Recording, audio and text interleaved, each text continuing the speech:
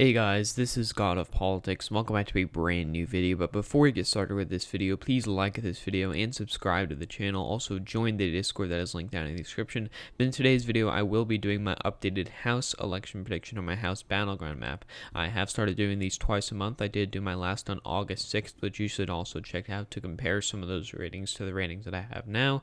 But I'll be doing my updated race predictions for the 2020 consensus map on the 270 to win website. You basically know the drill, guys. I'll just go through these races, see how I think they're going to end up going. I'll be using safe, likely, lean, and tilt margins here, and I'll be doing these twice a month up until the election, where I'll have my final election predictions. So getting to these ratings, first of all, so right off the bat, starting with TJ Cox in California's 21, I do think this will be tilt blue. This will be closer than a lot of people think. If you look at the 21st district race, for example, you see that TJ Cox is actually not have much of a cash in hand advantage and barely has raised much more. Now, I also believe he had some scandal or something like that, and he was just elected in 2019 by quite a small margin, so it'll be tough for him to win again, but I do expect him to do it.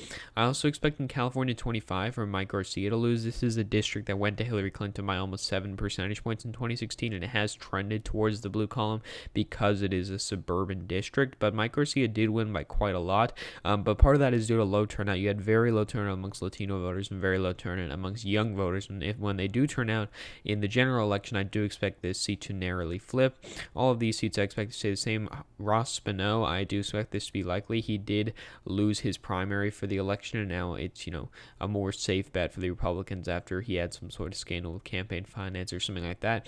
Demi McCarcel-Powell, I do expect this to be lean Democrat, but I do think this will be closer than some people think. While Hillary Clinton did win this state or district by 16.3 percentage points, she had some sort of scandal or something like that. She had a primary challenger, so it's kind of a fractured party. But if we want to look at the fundraising numbers, here we go to Florida, and we go down to the 26th congressional district here. We can see that she's doing quite well in fundraising, and she has a pretty big cash on hand advantage, and so I do expect that to help her a little bit, giving her victory come November. Georgia 6 with Lucy McGrath, they have moved this into the lean column. This is the suburban Atlanta district. It'll probably, almost certainly, in my opinion, go to Joe Biden at the presidential level, and she'll be able to win as well, Lucy McBeth. Georgia's 7th district, I do expect Carolyn Bordeaux to win by a tilt margin. It'll be close, but I do expect her to win. If we look at the fundraising numbers for this state, we can see here that Carolyn Bordeaux has raised more money and has a huge cash in the hand advantage, over 7-1 here against Rich McCormick, and she was the candidate here in 2018 that barely lost to Rob Woodall. And if you look at this district, went to Donald Trump by 6.3 percentage points, but it is a very suburban district that is trending towards the Democrats. If you look at the margin for Mitt Romney in 2012, it was quite a large margin, and so I do expect Carolyn Bordeaux to win, but it will be narrow. And if you look at the next redistricting process, Carolyn Bordeaux will probably be redistricted out of her district as well. Now, getting these 3 Iowa districts, I do think that the first will be lean, the second will be tilt, the third will be lean. Now, I do think the second will be tilt partly because it went to Donald Trump by the most, but not much more. And also the fundraising is more close. It's an open seat, but in Iowa 1st and Iowa 3rd, you have an incumbency advantage for these candidates. They're quite popular, and these districts could easily go to Joe Biden as well. If you look at the way Iowa works, you have one district that's safe Republican, which is the 4th, which was formerly Steve King's seat, who's not, got defeated in the primary, and then you have 3 seats that barely went to Donald Trump. But if you look at these districts in 2012, they would have all went to Barack Obama, and I do expect, maybe that could happen again. These could all go to Joe Biden due to the fact that I don't think Donald Trump's going to win Iowa by 10 points anymore, and so that will carry these candidates over the line as well. Rodney Davis, he'll win easily.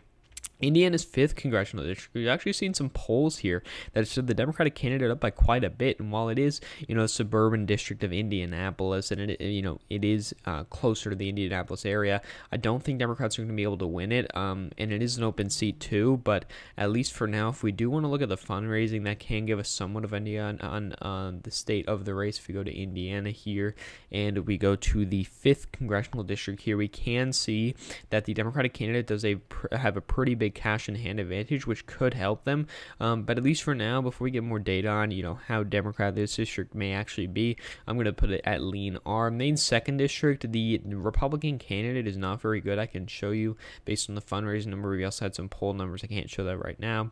But we can see here from the fundraising numbers, the Republican candidate virtually has no money raised. And this is, very surprising because this is the district that Donald Trump won by 10 percentage points, and now he's losing, the Republican candidate is losing in fundraising by such a huge margin. And I do expect this district to go to Donald Trump by a little bit less than it did in 2016, probably by around, 5 to 6 percentage points, which will help Jared Golden also with the ranked choice voting there. And I do think he will be able to win. Michigan's third, I do think will be likely red. This is just Amash's seat. It's pretty solidly Republican. Colin Peterson, I do think is going to lose his seat. If partly the reason because of this, if you look at the fundraising numbers back in 2018, for example, if we go to Minnesota's 7th district and we go back to 2018, Colin Peterson in 2018, a blue wave year, won by 4.3 percentage points here when the Republican candidate virtually had no money.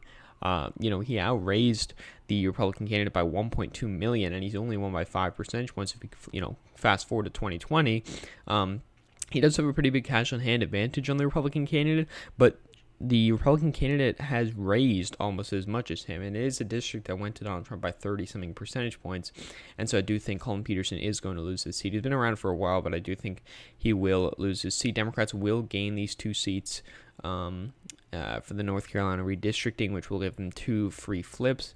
Nebraska's second district, I do think, is going to be lean Republican. Democrats are running a progressive, the same candidate they ran in 2018, and while it is a suburban district that I am predicting to go to Joe Biden, I don't think it is going to go to the Democratic candidate at the House level. New Jersey's second, I do think will be closer than some people think. We've actually seen some polls showing that Jeff Andrew has been losing, although they are Democratic internals, but that's what most, polls for the House are. And so Jeff Andrew is going to have a tough House election since he has switched to the Republican Party, but I do still expect him to win. Andy Kim and Tom Malinowski, I do expect them to win as well. Xochitl Torres Small, I do think is narrowly going to win. I know I keep talking about the fundraising, but it is important. I believe the numbers something around 85% of candidates that outraise the other end up winning the district. And so if we do want to look at this, we can see here that Xochitl Torres Small is running against Yvette Herrell, who is the same candidate that ran in 2018. But if we want to look at the state of the race this time, we can see that, Torres Small has, again, a huge cash on hand advantage against the Republican candidate that we're seeing a lot of in these Democratic House races. And while, Donald Trump did win this district quite easily, I do expect her to be able to narrowly hold on, but this could really go either way. Another one that is going under the radar on some people that I do think could be a flip is Peter King's seat, who is, he's an open seat. He's not running for re-election, but Peter King, this is an open seat in the Long Island area, which is the suburbs of New York. If we go to the first district here, actually not the second district here, we can see that Jackie Gordon has a huge fundraising advantage and cash on hand advantage against Andrew Garbarino here. We can see here, it's effectively 10-1 or 11-1 here, and that's a pretty big margin. And this is also a district, I believe, that went to Obama in 2012. And I do believe Peter King, he has been in this district for a while, but I don't think he's going to, the Republican candidate is going to be able to win this time. I do think the Democrat, Jackie Gordon, is going to be able to narrowly win it. Same thing with Max Rose. He's running against Nicole Malliotakis. I am in the New York area. I've seen some ads for Max Rose and Nicole Malliotakis. I've seen more for Max Rose. That doesn't, mean everything, but it does mean something. Max Rose is spending some of his money. If we want to go to the 11th district here, Max Rose has a pretty big advantage in terms of the fundraising, and Barack Obama did win this district in 2012, and in the redistricting process, I do expect this district to be redistricted to be a Democratic district. But for now, at least, I do still expect Max Rose to win, although I do think New York's 22nd is going to flip to the Republican column. This is a district that went to Donald Trump. This is kind of a fluke that it flipped, and it went to Donald Trump by quite a lot, so I do expect him to win. John Katko, he's not running against a very good Democratic candidate. I do expect him to win. Steve Chabot, I do expect him to win by a likely margin. I don't even know why it's here as a toss-up. He's going to win quite easily. Oklahoma's 5th congressional district. This is kind of a fluke that Democrats won this, and I do think that'll be quite an easy flip for the Republicans. Brian Fitzpatrick, the Democratic candidate, is not a very good candidate, and I do think he's going to be able to win quite easily, maybe even a likely margin, to be honest. Scott Perry, I also do believe he'll be able to win by a likely margin. Joe Cunningham, I do think he's going to lose. This would be a flip to the Republicans by a lean margin. This is also kind of a fluke. It's going to be hard for Democrats to win here. Now, getting into these Texas seats, which are very interesting. First, Chip Roy. I do expect him to narrowly win his seat, but I do think Pete Olson is going to narrowly, or he's not running, but the district held by Pete Olson is narrowly going to flip to the Democrats, along with Will Hurd's seat in Texas's 23rd congressional district. Now, if we want to look at the 22nd congressional district, you had a Republican candidate who was, self-funded, had a lot of fundraising money, and then they ended up losing the primary to Troy Niels, who has virtually no money. And that's something Republicans are going to have to worry about, because if we look here, Troy Niels has $29,000 in cash in hand. Sri Kulkarni, who was also the candidate in 2018, has $1.2 million in cash on hand. And so that's a huge advantage. And I know some people are going to comment, you're putting too much emphasis on the money, but the money is very important. It's, at congressional levels where not everybody knows who the candidates are, putting on ads is going to sway a lot of voters. And, at the national election, people point to the fact that Hillary Clinton outraised Donald Trump quite easily and she ended up losing. But everybody knew what was going on in that race. Everybody knew the differences between Hillary Clinton and Donald Trump. Not everybody knows the differences between these two Democratic candidates. And so I do think that is going to be a narrow flip to the Democrats, along with Texas 23rd, which, it went to Hillary Clinton. Democrats shouldn't be having too much trouble to win this. Kenny Merchant, Democrats did not nominate the best candidate for this district. They nominated a progressive, which is not the best in terms of winning at the congressional level. And so I do believe that the progressive candidate is going to lose to the Republican candidate here. But that, we'll see how that progresses. Maybe that could change.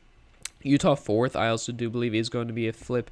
Burgess Owens, the former football player here, is running, and while he doesn't have much money, he is quite well known, you could say, and it is quite a Republican district. We'll probably go to Donald Trump by quite a lot, considering that Evan McMullin isn't there anymore, and so I do expect Ben McAdams to lose. Elaine Lurie, I think she'll keep her seat, and Abigail Spanberger, I also think she'll narrowly keep her seat, but this will be very narrow, but it is Virginia, so it will trend a little bit towards the Democrats.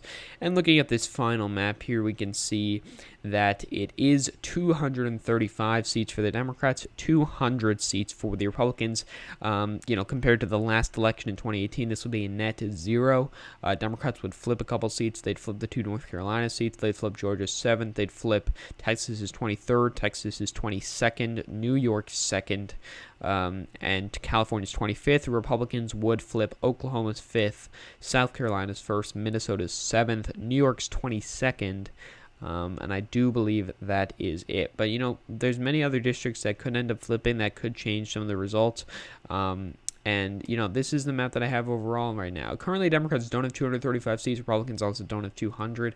But compared to the last election, it would be a net 0. So, yeah, that's what I think about my predictions. I'll be updating these bi-weekly, twice a month. So stay tuned for that. So thank you all for watching this video. Please like this video and subscribe to the channel. Also, join the Discord that is linked down in the description. So thank you all for watching this video again, guys, and I will see you guys later.